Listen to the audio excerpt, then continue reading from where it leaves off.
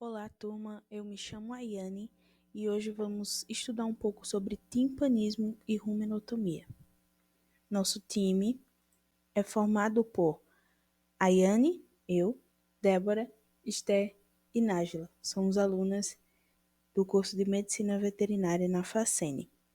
Mas antes de adentrarmos no assunto, vamos escutar uma história para ilustrar o tema. Um belo dia, enquanto estudava alguns casos clínicos em seu consultório, a médica veterinária Ana recebeu um chamado de emergência da zona rural de sua cidade. Era Rumênio, proprietário de uma pequena fazenda leiteira. Uma de suas vacas há 2 dias estava com problemas para comer. Chegando na fazenda, a primeira coisa que doutora Ana observou foi uma grande distensão na região do rumen da vaca e sentiu sua respiração pesada e ofegante. Durante a anamnese, Rumênio relatou que há 2 dias esqueceu a porta do cercado aberta e, quando percebeu, a vaca estava no armazém ao lado do curral onde ficam guardadas as sacas de ração. Chegando lá, viu que ela tinha ingerido uma grande quantidade de suprimento. Após algumas horas, ela começou a inchar. Depois de um exame clínico, Ana resolveu passar uma sonda pelo esôfago do animal. Chegando na região da cárdia, percebeu uma obstrução. Então resolveu partir para uma rumenotomia de emergência. Tomando todos os cuidados possíveis e seguindo os passos de segurança para uma rumenotomia, Ana iniciou o procedimento. Enquanto explorava a cavidade do animal, além da espuma misturada ao bolo ruminal, a médica percebeu alguns pedaços de embalagem da ração que o animal havia ingerido.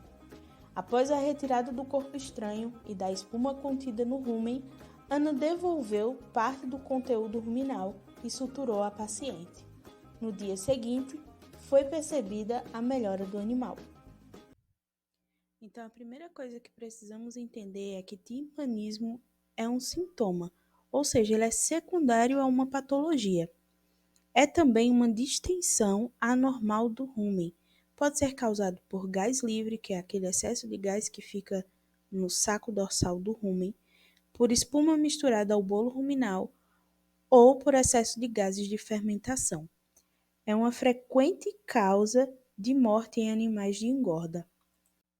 O timpanismo ele vai se subdividir em 2 tipos. O primeiro é o timpanismo ruminal primário ou espumoso, que é quando gera aquela espuma misturada ao bolo ruminal, geralmente causada por uma dieta baixa em fibras e alta em concentrados. E tem o timpanismo ruminal secundário ou gasoso, que geralmente é causado pelo acúmulo do gás livre ou pela alta fermentação dos alimentos. Ambos causam morte por anoxia.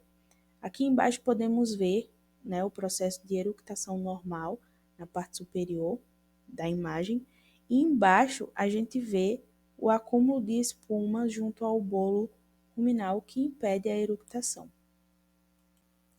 As causas mais frequentes do timpanismo é deficiência nervosa, que atinge os reflexos ruminais.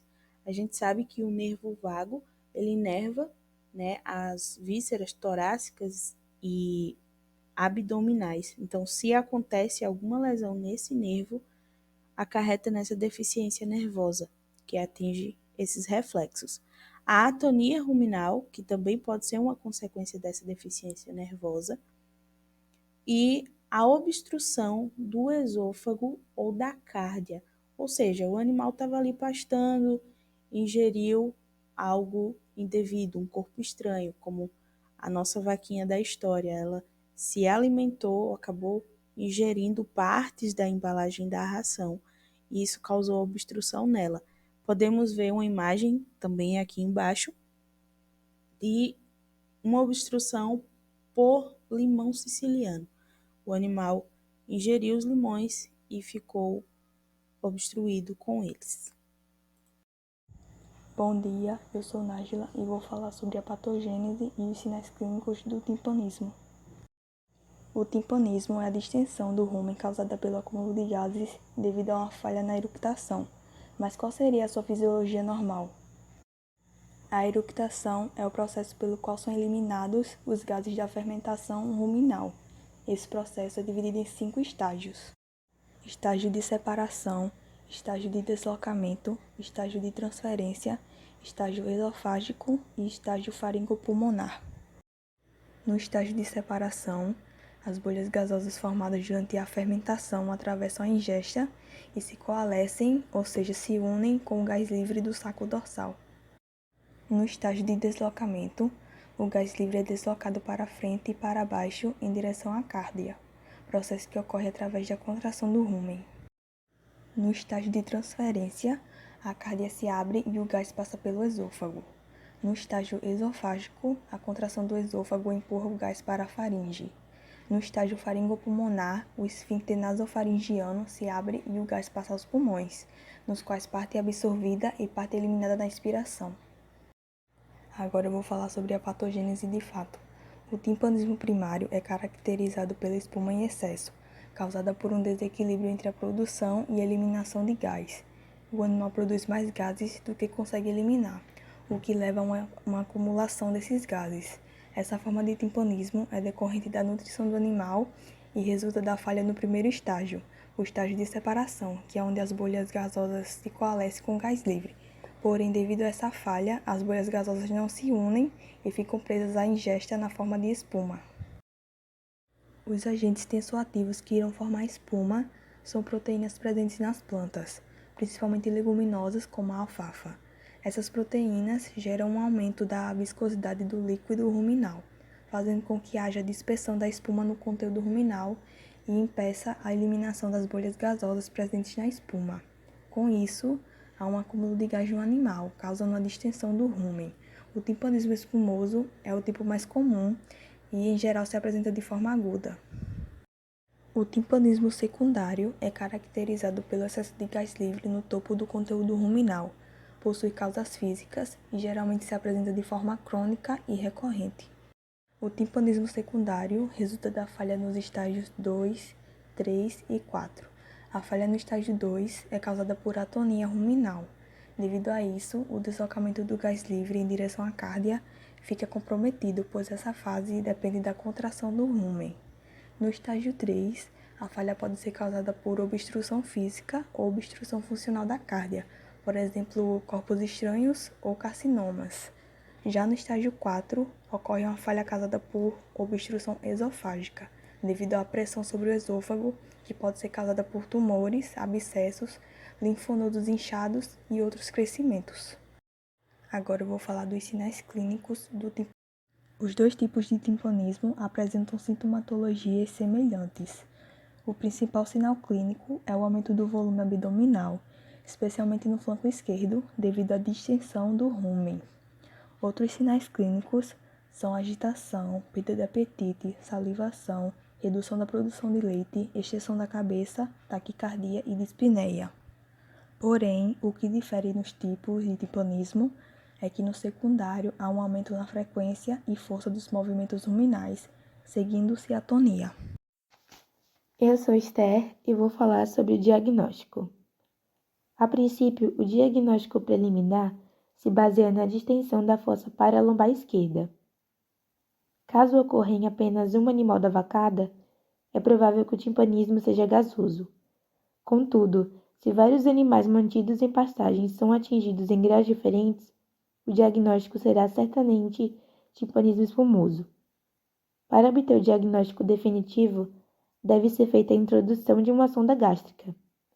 Se o problema for timpanismo gasoso, assim que a sonda gástrica atingir o rumen, a obstrução poderá ser resolvida, pois o gás encontrado será removido, fazendo com que o rumen volte ao seu tamanho normal. Caso seja timpanismo espumoso, pouco ou nenhum gás sairá pela sonda, pois esta será obstruída pela espuma. Em relação ao diagnóstico diferencial, o timpanismo primário é facilmente reconhecido e não existem outras doenças do rumen que resultem no timpanismo ruminal. O timpanismo secundário deve ser diferenciado de causas como a deficiência da eructação, incluindo obstrução esofágica, retículo peritônite crônica, indigestão vagal e tétano. Bom dia, meu nome é Débora e agora eu vou falar um pouco sobre as formas de tratamento do timpanismo de um modo geral Em seguida, vou falar como é feito o processo de rumenotomia e cada uma das suas etapas. Lembrando que o tratamento em animais vai depender bastante do estado clínico que ele vai se encontrar, se vai ser espumoso, gasoso ou se vai ter risco de vida, o timpanismo. E lembrando que só vai ser recomendada a rumenotomia de emergência em casos mais graves, onde o animal vai estar apresentando distensão abdominal, respiração pela boca e dificuldades de locomoção, como a gente já viu anteriormente. Dando início agora às formas de tratamento de um modo geral, começando primeiramente com o trocarte e a cânula, que vão ser ferramentas utilizadas para permitir essa saída de gás, sendo o trocarte uma ferramenta pontiaguda, que vai ser usada para perfurar o rumen, e a cânula, esse instrumento que está sendo ilustrado na imagem que vai permitir, no caso, a saída contínua do gás acumulado no rumen. No entanto, na presença de espuma, vai ser necessário um instrumento maior para poder romper essa espuma e permitir a saída dela. Em seguida, a gente vai ter a presença das sondas ruminais, que também vão ser utilizadas para essa liberação dos gases acumulados no rumen, contanto que elas tenham um diâmetro maior que vai permitir esse fluxo do gás para fora. Em seguida, a gente vai ter o uso de antiespumantes, que após a liberação desse gás, agentes antiespumantes vão poder ser administrados para ajudar a reduzir essa formação de mais espuma no rumen, além de permitir também que o gás escape mais facilmente. Por fim, a gente também vai ter os exercícios e a alimentação, que também podem contar como uma forma preventiva, uma medida preventiva, onde o exercício vai poder ajudar nessa estimulação da liberação do gás, através do arroto dos animais, que vai aliviar o timpanismo, e também controlar a dieta dos animais, evitando a ingestão excessiva desses alimentos ricos em carboidratos fermentáveis, que vai levar à formação desse gás. Agora, passando para a parte de como é feito o processo de rumenotomia em si, passando por cada uma de suas fases, a gente vai começar dando uma breve recapitulada sobre o que vai ser essa rumenotomia, que é um procedimento cirúrgico que vai envolver a abertura do rumen, que vai ser realizada com o objetivo de aliviar essas condições, como o timpanismo, mas não é exclusivamente só para ela, ou também para remover corpos estranhos que possam ter sido ingeridos pelo animal.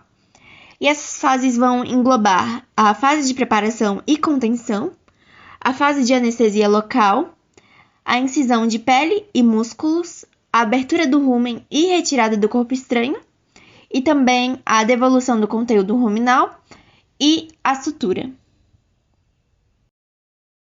Dando início agora ao processo cirúrgico, que vai começar com a fase de preparação e contenção, que, como o nome já sugere, vai contar com essa contenção do animal, essa imobilização dele para evitar complicações na hora da cirurgia, com ele se movendo o tempo todo. E também a preparação, que vai ser a lavagem da área com água e sabão, e também a tricotomia, que vai ser basicamente a raspagem do pelo daquela área para facilitar o acesso anestésico, e também os cortes que vão ser feitos naquela área. E como está ilustrado ali na imagem, o processo anestésico, o bloqueio anestésico, vai poder ser feito em forma de L invertido ou espinha de peixe.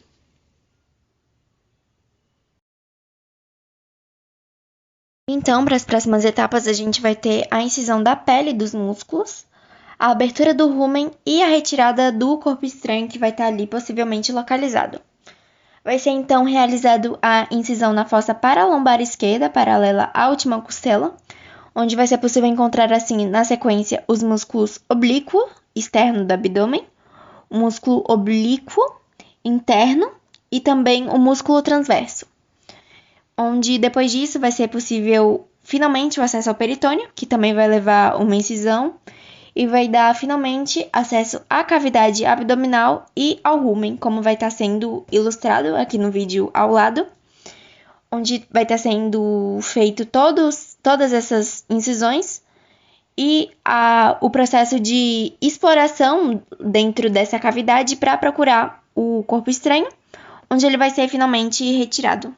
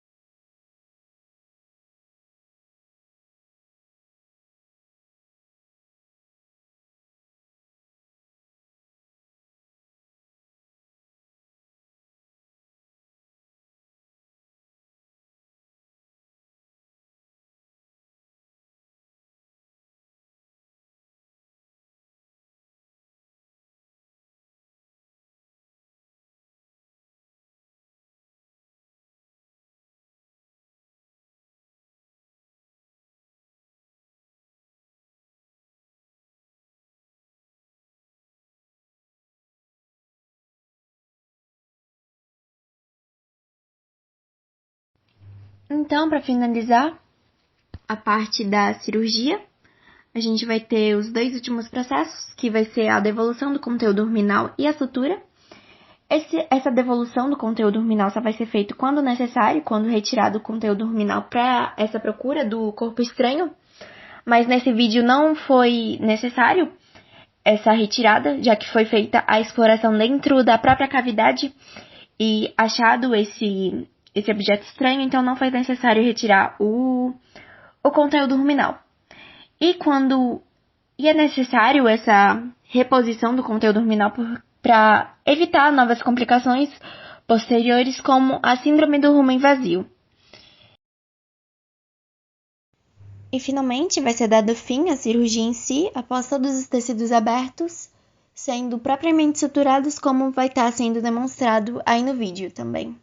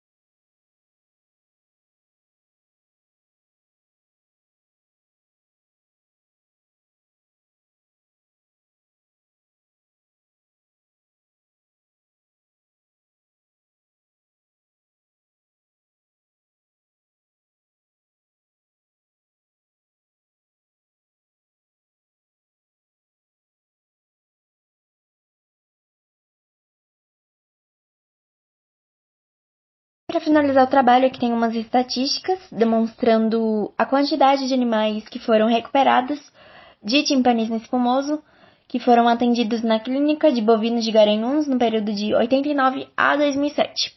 E como a gente pode ver, num total de 60 animais, 80% deles conseguiram se recuperar.